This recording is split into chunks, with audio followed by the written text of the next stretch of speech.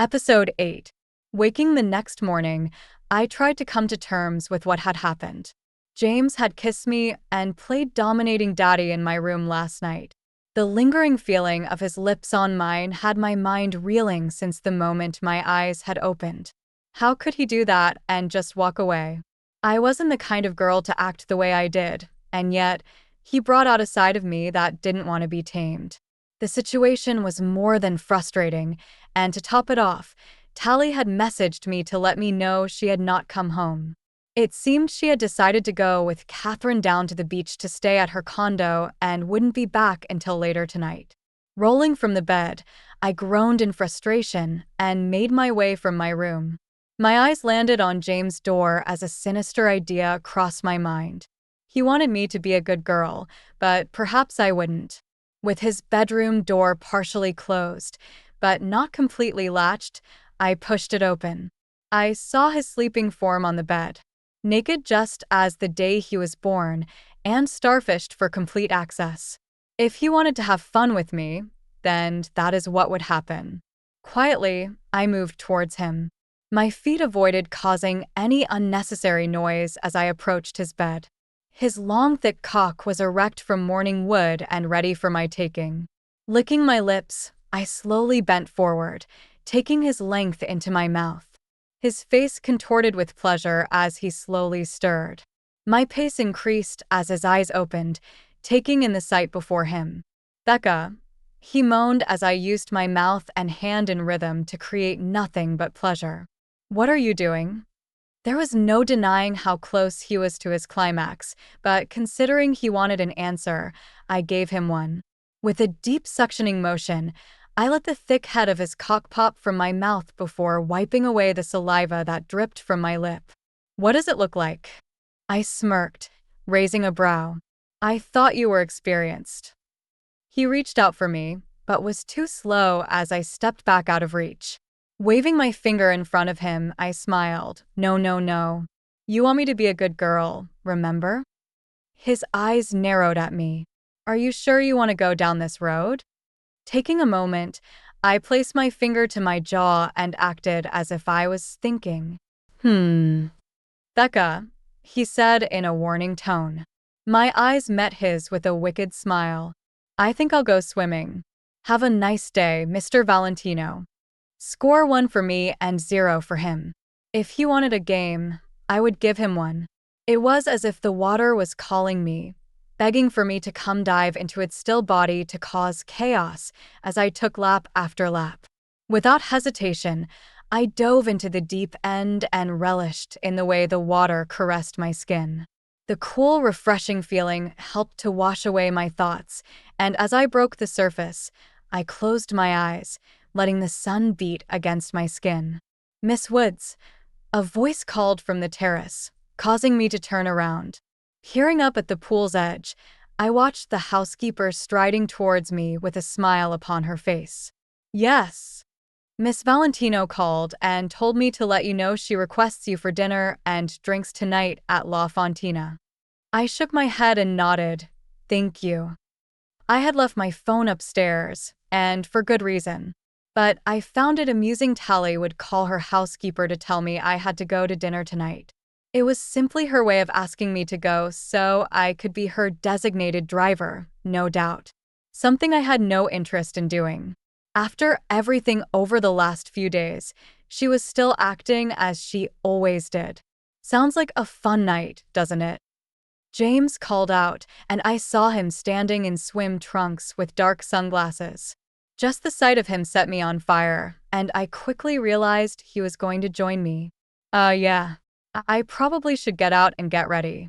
"No need," he quickly replied. "She called me too, and I told her you weren't feeling well and to proceed without you.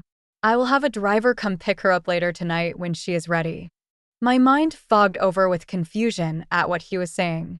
How had he so quickly done that when the housemaid literally just told me she called? But why? I asked, dumbfounded. "You lied to her." Nodding his head, a smirk crossed his lips. "That I did. Do you really think I don't notice how she treats you?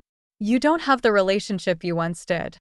As true as that was, I didn't need him pointing it out. After all, this was between her and me, and more than likely, this would be my last trip out here. With frustration, I bit the inside of my cheek and scoffed as I pulled myself up to the edge of the pool, watching as he jumped in and swam towards me, wiping the water from his face as he broke the surface. "Thanks, but I don't need you to lie for me," I pointed out, watching as he found amusement in what I was saying. "Perhaps not, but I did it for a reason." "Of course you did," I laughed. "But I told you earlier I am here to have a swim." I was hoping in peace. Plus, this game can't continue if Tally were to find out. It wouldn't be good for either of us, and I don't want to hurt her. His once happy expression turned into one that made my skin grow cold. He and Tally had one thing in common, and it seemed to be they didn't like to be told no. "What if she doesn't find out?" he asked as he moved closer to me. It didn't take a genius to figure out what he meant. He wanted me to be his dirty little secret, and I wasn't sure if that was something I was up for. "Honestly, I don't know if I believe you're skilled enough to make sure she doesn't," I reply, tauntingly, trying to mimic the energy he had given me from the night before. "Is that right?" He quickly grabbed my legs, pulling my ass off the edge of the pool while holding me up. "Do you want to test that theory?" What are you doing?" I gasped as I tried to pull myself away. "Someone might see." "Giving you exactly what you want," he grinned. "Proof." Before I could object, his fingers brushed against my sensitive folds as he pulled my bottoms to the side and slid his tongue against me. "James." The moaned response made me ache for more, and from the mischievous glint in his eyes, I could tell I was going to get it. His eyes met mine as he continued to run his tongue along me. The swirls against my sensitive nub caused me to gasp out in pleasure. Chad had gone down on me before, but never had it felt like this. No man had ever made me feel like this. "Oh, fuck," I gasped as he dove in deeper, his movements becoming more frenzied. "You taste amazing," he mumbled against my core. I felt myself coming closer to the edge. The motions his tongue made caused a knot to form in my stomach. I knew it was going to explode. "I can't hold on," I cried out. "Please." Screaming out in pleasure, I fisted at the cold, hard ground as he forced me to ride out the wave of pleasure he had created within me. I wasn't sure how I had come so far when only the other day I was trying to avoid seeing him. Now, he had me writhing in ecstasy over and over with no warning. He just took what he wanted, and I was subjected to his pleasure. I suppose it was my fault after what I did to him this morning. "Your body reacts to me so well." He looked at me as he licked his lips. The arrogant tone of his voice pulled me back to reality as I quickly pulled my body from him and scrambled back on the ground, panting as I came down from the high he created. "So confident, aren't you?" I replied sarcastically, causing him to laugh. "Don't act like you didn't enjoy that, Becca." Watching his eyes skin up and down my body, I couldn't help but feel the lust build within me. I wanted him to fuck me till I begged him to stop, but admitting that would only add further to his ego. This was a game to him, and I never backed down from a challenge. "I'm glad that you could prove you could make me come, but that still doesn't prove you can ensure Tally won't find out. So, as much as I enjoyed that, I think it's best I go about my day and let you enjoy your swim." "Running away," he says. "Didn't take you as a girl who would." "Yeah, well, I didn't take you as a man who did nothing but talk and barely show action. Yet, here we are having a conversation about what you did and didn't do." It was a lie, I know. He had just enjoyed my pussy like a 4-course meal, but I couldn't let him see the true satisfaction in what it did. My sarcastic attitude did nothing but amuse him, and while I wasn't aiming for amusement, I found his reaction to my words comical. "I thought you said you were going to be a good girl, Becca," he replied. I replied, thinking over his words.